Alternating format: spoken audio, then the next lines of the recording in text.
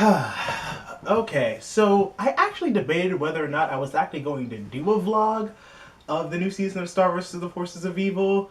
Like, literally last minute, I was like, should I do a vlog for this new season? Then I was thinking, well, what the hell, it might be fun. So yes, I'm going to do a vlog of the new season of Star vs. the Forces of Evil.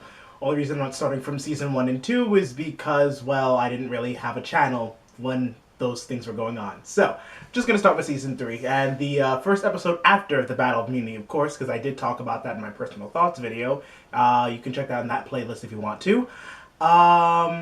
The first episode I'm going to talk about is the new one that just came out, like literally finished a couple minutes ago. Scent of a Hoodie and what was the other one called? It was Scent of a Hoodie and Rest in Pudding. Okay. So, my first initial reaction to the beginning of Scent of a Hoodie, just the first couple minutes was like, Starco's gonna be a thing, isn't it? Like, I was like, oh boy, this is gonna get icky, isn't it? I really feel like this episode was made for Starco shippers. I'm neutral. I can see both sides of the argument. But yeah, it was a good episode. It was a nice little opener for the continuation after the Battle of Muni. Basically, Marco is packing his things and he's heading back to Muni. We now know where the cape came from in the intro. River actually gives him the cape. It's really cool. I think that's a nice gift for him. And he says that if he ever wants to become a knight, that he'll help train him. So I hope they're kind of continue something like that with those two. I like the bond that they have. Like the father, Moon wishes him well and stuff like that. And then, of course, to Star and Marco. And it's still pretty awkward. I thought it'd be a little bit better now. I mean, like, I guess given the situation that they were in for the Battle of Muni, they didn't really have time for, like, awkwardness. But now that the immediate threat is over, it's just like, okay, what are we still going to do about this? And, like, the reason I say Starco's going to be a thing is because during a whole awkward exchange when they were saying bye to each other and Star and Marco couldn't get out of each other's way when Marco was trying to go into the portal. There's just a scene where Moon and River looks at each other that say, "Oh, young Lo," and I'm just like, it's gonna be a thing, and I'm just like, this is really. I'm willing to suspend any kind of beliefs I already have about it, because like I don't have a problem with the shipping so long as it doesn't affect the quality of the show. And I don't believe the people who made it, Darren Nefsey, I hope I'm saying that right, I don't believe she would sacrifice the quality of her show for a ship. So I'm willing to see where this goes, but it was a nice cutesy moment for all the Starco fans out there. They can salivate over that until the next episode. And so basically, Marco finally leaves, and before he leaves, he says, okay, if you find my hoodie, can you bring it back? Which I was just like, dude, isn't it established that you have multiple hoodies? Just pick one out from your house, which, I don't know, whatever. It was for the sake of the episode, so I'll let it slide. It's not that big of a deal. And Star says, yeah, of course, and stuff like that, but I haven't found it. I already told you that. And to no one's surprise, she keeps it, and it gets a little bit weird. Like, she sniffs it, and I'm just like, I'm kind of uncomfortable seeing Star like this. I get it, you know, she has a crush and stuff like that, but I couldn't see her doing that over Tom when they were dating, so, like... Then, you know, Ponyhead finally arrived saying that she was going to show up for the Battle of Muni, but, you know, she had to get her hair done. Classic Ponyhead fashion, so I'm glad that she's back now. And Ponyhead basically tells her what any real best friend would tell her, that she has a problem a little bit and she needs to chill out. And Star, of course, doesn't agree. Ponyhead takes the hoodie and sends it down to the wash because it just smells completely horrible. And so now she has to, Star and Ponyhead try to get it back from the Knights of the Wash. Nice little fun chase scene, just going around.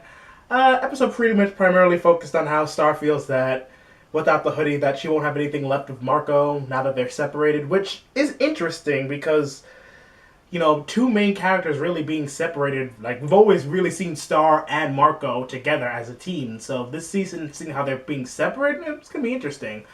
So pretty much the episode is about Star realizing that she still has Marco in his heart, or pretty much as after-school special as you can get. And it's nice. It ends with her, you know, finally cleaning the hoodie because she tries to stop the Knight of the Wash to stop cleaning because she thinks that if it's clean, then he'll lose the scent. But it doesn't matter because even after it's washed, it still smells like Marco. I guess it's in her memory now. So she sends it off to Marco.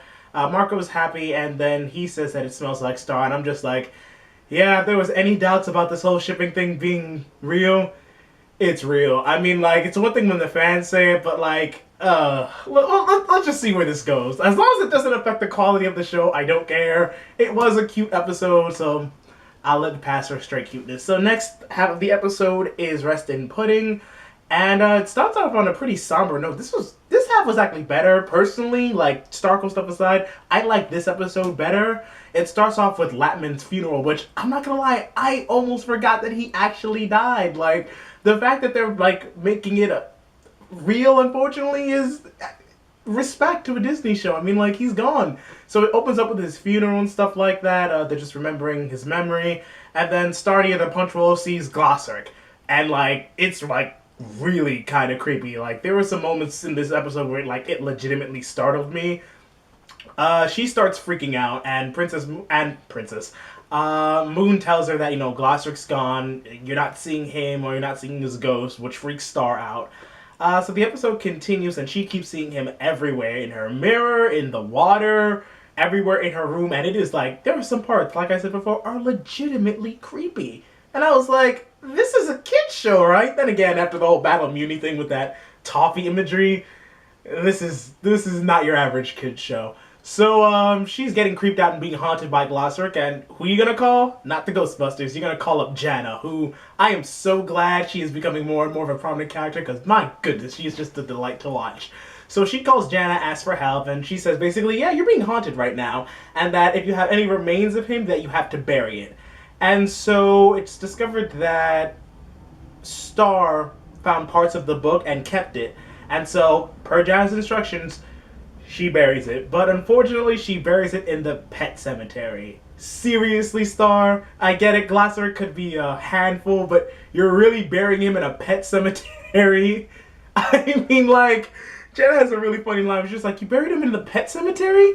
Do you want him to haunt you more? And I'm just like, yeah, Star, you messed up there. And so, so when that doesn't work, she gets haunted even more. And so, Jana says that she has to hurry up and bury the book in a place that's important to Glossric, otherwise she'll be haunted forever.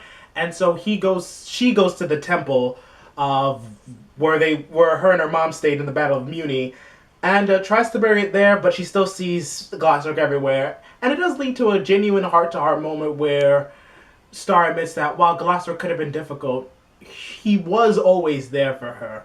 And, he was a tough teacher, but that's the way she had to learn things. She appreciated, his teaching style in the long run, it was a nice genuine moment. I like that. And he finally seemingly goes away after she pours her heart out to him and stuff like that. And then there's a huge eruption. Cuts to Moon and River and Star busting into the door, and apparently she says that Glossric's back. Glossric is back now. She pulls him out from behind her back and says, like, here he is. He's here. I know you told me to let him go, but he's right here. So Glossric is back. I don't know if there's any side effect for when he died or anything, but we'll have to see. So how I'm gonna do this is I'll give it like a rating of, with stars, 5 being the most, 1 obviously being the lower.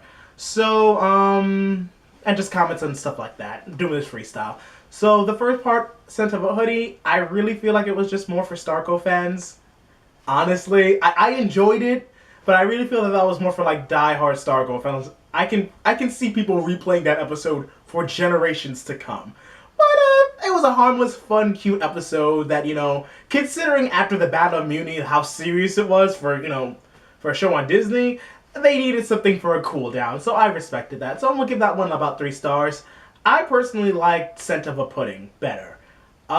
Just the whole fact with the imagery with Glossric and stuff like that. So I'm gonna give that one 4 stars because I definitely want to see how it's going to affect the show later on. Like, with Glossric being back, like, is he on their side? Is he still evil? Like, well, he was never evil, but like, is he officially now on their side? Because Glossric has said already that, he doesn't have a side. So, no, is he gonna choose one? So I'm looking forward to seeing that.